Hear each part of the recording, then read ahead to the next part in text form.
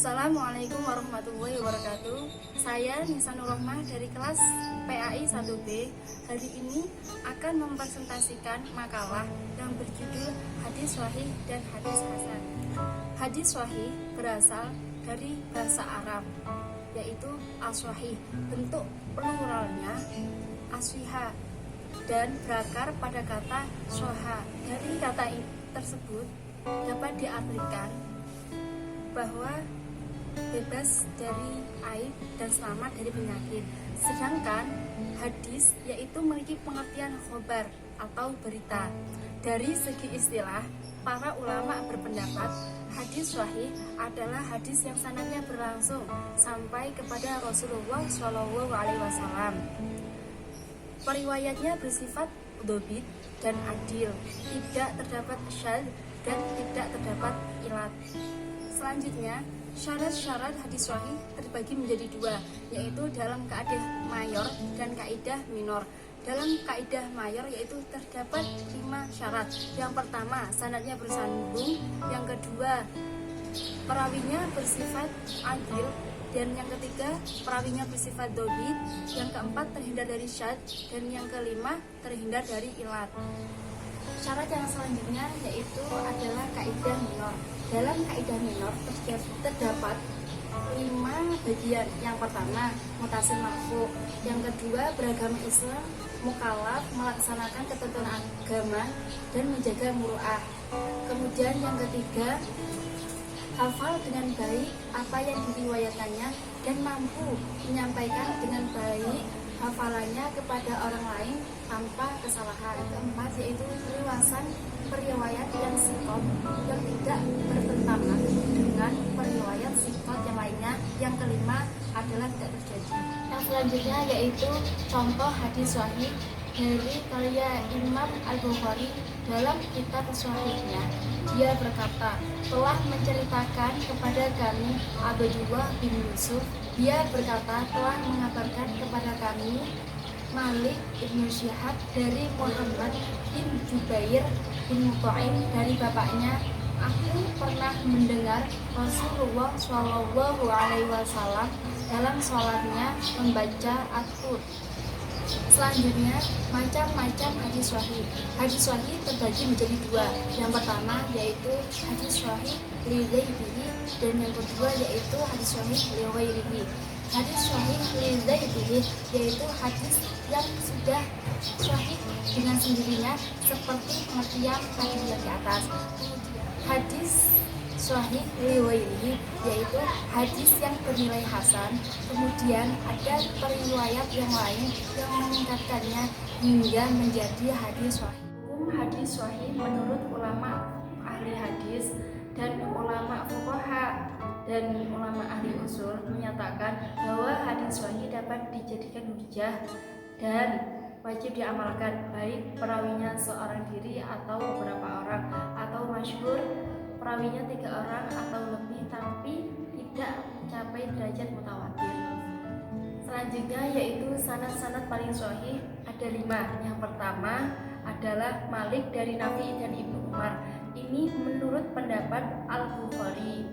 Sanad ini disenangi oleh seluruh jiwa dan menarik oleh seluruh hati. Untayan sanad ini yaitu silsilah az-zahab.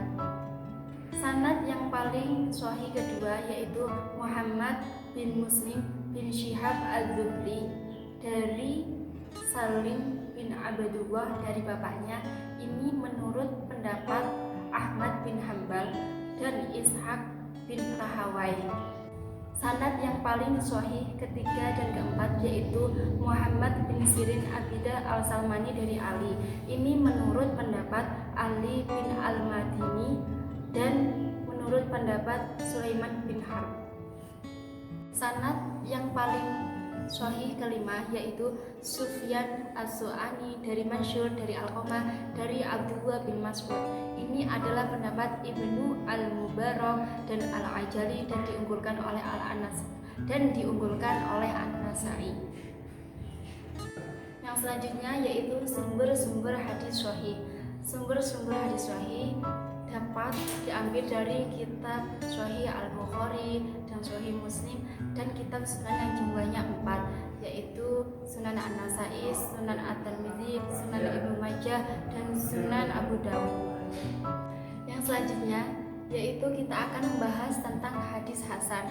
Hadis hasan secara etimologi yaitu mempunyai sifat musyabbahah yang artinya jamal, indah dan bagus. Dengan demikian, hadis hasan yaitu hadis yang baik atau hadis yang bagus. Secara terminologi, Ibnu Hajar Al-Asqalani mendefinisikan hadis hasan yaitu hadis yang sanadnya bersambung hingga Rasulullah Shallallahu Alaihi Wasallam, periwayatnya adil, kurang sempurna hafalannya, tidak terdapat syad dan tidak terdapat ilat.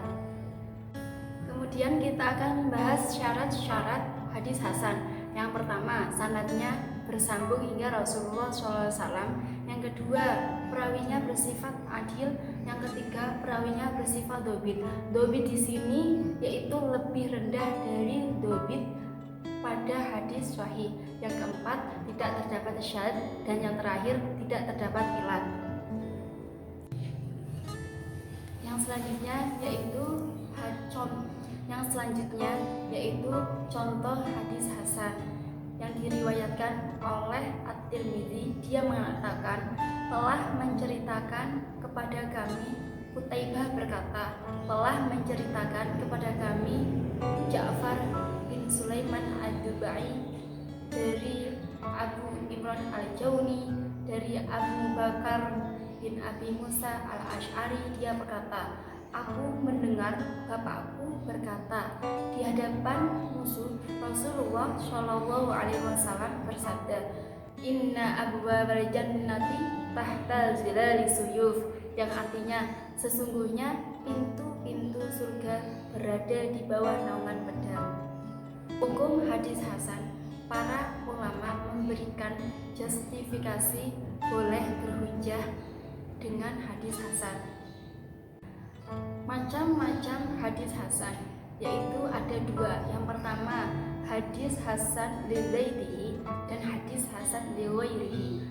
Hadis hasan li dzaitihi yaitu hadis hasan yang sudah dengan sendirinya menjadi hasan tanpa harus meminta bantuan kepada yang lainnya. Yang kedua yaitu hasan li ghairihi.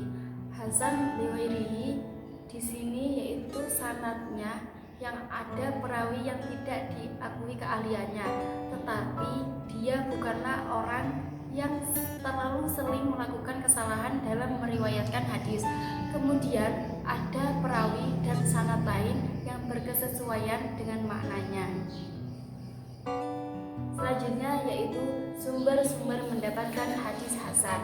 Yang pertama yaitu Al-Jami karya At-Tirmidzi, yang kedua Sunan karya Abu Dawud, yang ketiga Al-Mujtaba karya Imam An-Nasai, dan yang terakhir yaitu Sunan Mustafa karya Ibnu Majah. Mungkin cukup sekian presentasi dari saya, semoga bermanfaat. Banyak salah saya mohon maaf.